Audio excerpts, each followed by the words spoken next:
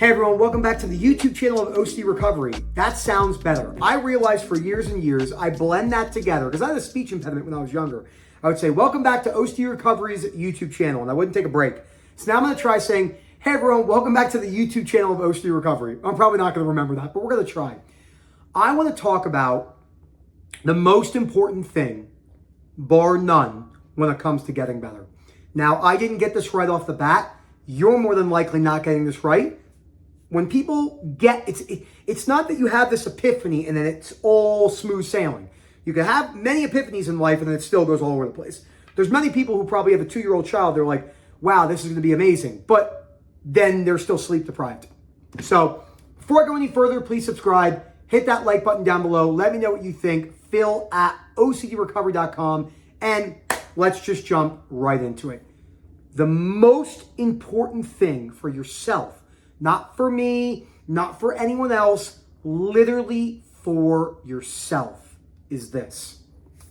I am going to do whatever it takes to recover. And I'm not just saying that in a wishy-washy way. I'm saying I'm going to take the ultimate risks to cut my compulsions and avoidance behaviors because I want to give myself the highest probability and the best chances of long-term robust baseline peace.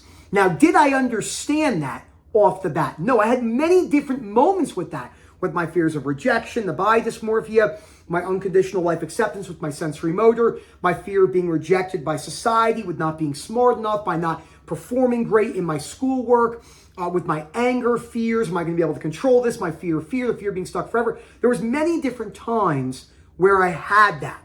I mean, remember, I didn't quit adult websites until January 21st of 2022. I had met Rob in 2019, and I had a big relapse after day 238. And on that relapse, I remember I said, nothing on this planet will make me go back to that. Now, if I went backwards, could I accept myself? Sure. That's why I'm not like, oh my God, what if you go backwards? But that's a different talk. That's the more fear side. So that was one of them right there. Another one was May 4th. May the 4th be with you, my Star Wars friends, 2020. About 5 months after I met Rob. Haven't played video games since. That is insane. I have thousands of days on Call of Duty from like a 15-year period. I spent like 3 years of my life in Call of Duty. It's insane. No, probably more than that. Probably like 4. I'm not joking. I had a period of time where I didn't do anything but game from the moment I woke up to the moment I went to sleep. I mean, it was bad. I was like skipping class and it was terrible. And, oh my gosh, to even say that is nuts. I made a stance on that day and I said, I am never playing video games ever again. Well, the way I was playing. And I still haven't played. Plus my wife would divorce me. So, but that comes down to you. I cannot make you do that. On the calls, how many people over the years have said to me, how do you do it? My best friend, I've told this story before. My best friend was here in November. I went to his wedding last July. So a year ago this month. Came in November, he was having dinner and he's super Italian. He's like, I had a Jersey Italian guy. How do you do it? How do you deal with these people? Don't you lose your mind? I was like, yes, at times, but also no, because I've been there and I understand where they're coming through. And I also realize that I have a part of a detachment. I compartmentalize that area of my life to where I can't make them get better. I used to try that. As Jim Rohn said, I had a sales team back in the early days. I tried to make them successful and it almost killed me. I said, I'm going to try to make them successful if it kills me. And he goes, and I almost died, in that Jim Rohn voice he does. And it was the same thing I did. Same thing. And I realized I could show up, be animated, be compassionate, sympathy, and empathy, give them a recommendation, but I cannot make you change. I can't make you change.